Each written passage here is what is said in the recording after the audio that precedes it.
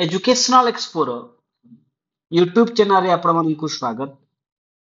आपण माने जानिथिबे गतकाली मान्यवर विचारपति हाईकोर्ट कोन करे ना से जो एलटीआर हिंदी रे जो एग्जाम हितला ताकू कैंसिल कर देले। आपण मा रीजन जानि छंती कोन पय हला।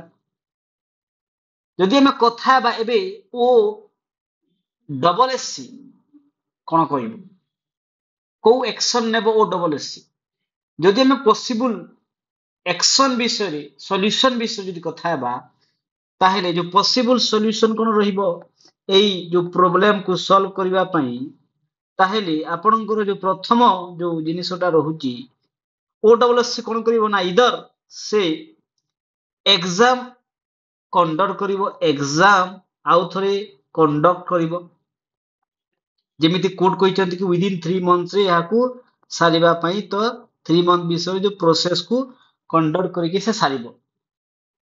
द्वितीय जो पॉसिबिलिटी रहुची तो ओ डबल एस कोन करि पारे ना जो डबल बेंच आपनकर जो डबल बेंच थाए डबल बेंच को से मैटर को नै की जाई पारे। डबल बेंच रे कोन करि पारे ना या को चैलेंज करि पारे। के चैलेंज करि पारे ना ओ डबल एससी एठी ओ डबल एससी भी करि पारे ओ डबल एससी भी करि पारे ना जो पिला गुडाक तांकु लागुतिला कि से माने एथरा सिलेक्शन की जॉब पाइबे सेही कैंडिडेट माने भी केस करिकी देई पारिबे ओ डबल एससी पाख मतलब कोर्ट रे से माने आउ थरे री अपील करि पारि।